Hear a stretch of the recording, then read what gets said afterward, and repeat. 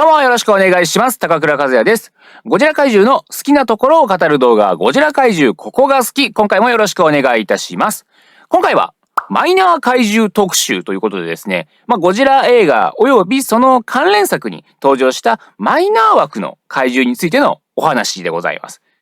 いやと。あんたこれまでも結構マイナーな怪獣紹介しただろうというふうにね、お思いかもしれませんがですね、そんなもんじゃないぞと。東方怪獣のマイナー枠、そんなもんじゃないぞということでですね。ひとまずね、今回紹介する怪獣の、まずはね、一覧をご覧いただきたいと思うんですけれども。今回紹介するのは、この3体です。どうですか？このね、モブ感の強い名前。あれなんかもう名前だけでもね、こいつらただでかいだけなんじゃ感がね、伝わってきますけれどもね。今回はですね、この大海蛇、大コンドル、そして大ダコという、3体の怪獣をね、まとめて紹介したいと思います。それぞれの登場作品と劇中での行動、どういった怪獣なのかといったところをですね、お話ししていきますので、最後までよろしくお願いいたします。それでは、まずは大海蛇の紹介でございます。大海蛇はキングコング主演の映画キングコングの逆襲に登場しました。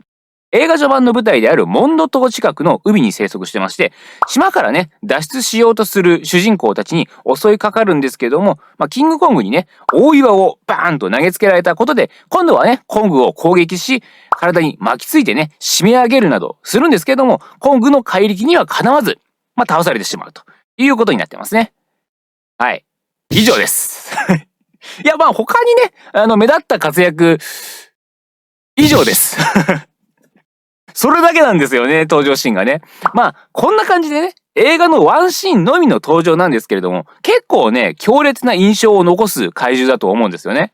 実は正直に白状しますと、僕はこのキングコングの逆襲っていう映画はですね、幼稚園の頃くらいにですね、親戚のおじさんが、たまたま録画してたんだったが、そのビデオのソフトを持ってたんだがでですね、一回見たきりなんで、細かい描写とかね、ストーリーのどんな話だったかところどころっていうのを結構忘れてるんですけど、この大海蛇のデザインというか、姿はね、覚えてましたからね。なぜかって言ったらやっぱり、当時公開されていたね、バーサスシリーズの怪獣と比べると、妙に青白い肌とかですね、この目つきとかの不気味さっていうのが、全然違うじゃないですか。いわゆるキングギドラとか、ね、デストロイヤーとか全然違うので、そういうところがね、強く印象に残ってたんだと思います。で、この大海蛇ですね、キングコング映画の原点となる1933年公開のキングコングに登場した大蛇へのオマージュっていう要素もあるとのことで、その影響もあるんでしょうね、きっと。生物感といいますか、攻撃手段がね、巻きつきと、猛毒の牙というね、この生物感あふれる特徴というのも、当時のね、自分が知っていた怪獣とは、全然違うわけで、そういうところが面白くて印象に残っていたんだと思います。さて、続いて参りましょう。オオコンドルですね。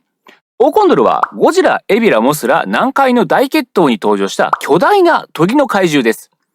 単身でゴジラに突如襲いかかりまして、鋭いくちばしでつついたりとかですね、噛みついたりとか、そういった攻撃をしたんですけれども、放射火炎が直撃したことで海に墜落して、一撃で倒されてしまいました。このゴジラとオオコンドルの戦闘シーンっていうのは、結構ね、細かいカット割りと、激しく映像がブレるような演出もあってですね、かなりね、迫力のある、かっこいい場面になってるんですよね。他の映画で言うならね、96時間みたいなリアム・ニーソンが主演のね、アクション映画なんですけど、アクションシーンになると急にカット割りが増えてね、カメラがブレ気味になるっていう、アクションが見づらいということで、ちょっと一部では不評な演出があるということでおなじみの96時間なんですけども、あれをちょっと彷彿とさせる、感じのする演出ですね。で、このオオコンドルね、顔の造形を担当された方が、多分同じだからだと思うんですけど、顔つきがね、当時のゴジラと似てるんですよね。で、このゴジラと似た特徴のある鳥型の怪獣という風な意味ではですね、後の劇場版アニメに登場するゴジラの亜種としてのセルバムとかですね、ゴジラ VS コング後半に登場した、背中に、小さいですけどね、背びれ状の突起があるヘルホークなどですね、後々の作品の先駆けと言える要素を持った怪獣と言えるかもしれません。言えるかな少なくとも、オオコンドル君自身はね、自分で先駆けてるつもりは全くなかったと思いますけどね。わしが先駆けやみたいなことは思ってなかったとは思いますが。で、後にオール怪獣大進撃にフィルムの流用でね、登場した際には、大ワシという名前で呼ばれていました。まあね、なんでわざわざ別の猛禽類に名前を変えたのかはわかんないですけどね。なんかまあね、再登場にあたってちょっとイメージを変えたかったとかあったんですかね。なんかね、第5スターダストからただの第5になるみたいなね。もうスペーシーハグしてくれないのみたいな。そういうことなんですかね。どういうことなんでしょうか。ちょっとわかんないですけどもね。さて、最後に紹介するのは、大凧でございます。大凧はですね、マイナー枠の怪獣としては結構多くの映画に登場してまして、キングコング対ゴジラ、フランケンシュタイン対地底怪獣バラゴン、そしてサンダ対ガイラと3つの作品に登場しました。なんとね、マイナー枠なのに、あの大怪獣バランより出演作が多いというね。なんかね、怪獣同士の関係性にひびが入りそうな要素ですよね。ね、どっちの方が上なんだみたいなね。なんか例えば楽屋とかでね、バランと大凧がたまたま一緒になっちゃったらどんな話するんですかね。なんかこうバランが、いやー、俺はさ、主演で映画出た時にさ、みたいなね、こう、主演作ありますマウントを取ってくるとですね、大凧が、いや、やっぱりね、私も3つも映画出てると、作品ごとのね、カラーに合わせるっていうのが大変なんですよねって、ね、出演作多いですマウントを取り返してきて、もうバチバチのね、一触即発の事態にね、なってるかもしれないですけどね。で、そこにね、こう、おはようってこう、ゴジラ入ってきて、ゴジラさんおはようございますって、二人揃ってこう、ペコペコするみたいなね。そんな一幕がね、楽屋で一緒になったらありそうですけども。さて、そんな大凧はですね、キングコング対ゴジラでは、ファロ島に上陸し、島民を襲っているところを、キングコングによってね、海に追い返されてしまうと。そして、フランケンシュタイン対バラゴンでは、バラゴンを倒した後のフランケンシュタインに突如ね、襲いかかるんですよね。お前どっから出てきたんだっていう。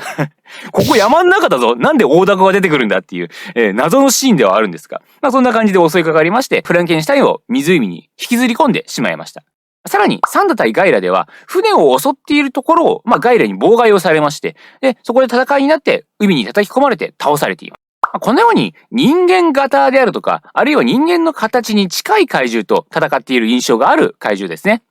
やっぱりね、触手が人型の体にまとわりつくっていうのは結構ね、映像的にも映えると思いますし、そういう不気味さもね、感じられていいんじゃないかなというふうに思います。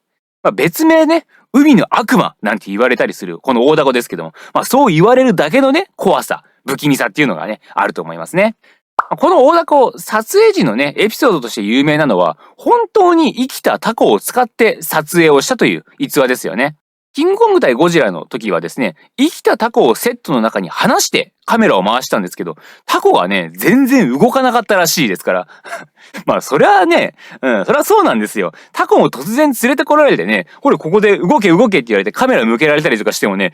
何ですかって。誰ですかこの人たち怖いってなるに決まってるじゃないですか。それは警戒して動かなくなるよねっていう話なんですけど。そこでどうしたかって言いますと、タコの目にね、こう光を当てたりとかですね、あと熱した火鉢、なんかいろりとかでね、こう炭をつつくのに使う、鉄の棒ですよね。それをね、近づけたりとかして、少しずつこうタコが動く映像をね、撮ったということなんですね。だからこれもタコからしてみりゃね、いい迷惑ですよね。やっぱりさっき言ったように急に連れてこられてね、ここどこってなってるところに、目にライトをチカチカ当てられて、熱い火鉢を近づけられてね、何ですか眩しい熱い眩しい熱い誰ですかなんでこんなことするんですか眩しい熱いってなってる。かわいそうすぎる。で、そんな熱い熱い眩しい眩しいってなってるところをカメラでじーっと撮ってるっていうね。いや、どんな特殊な性癖の映像を一部の癖の人に受けそうな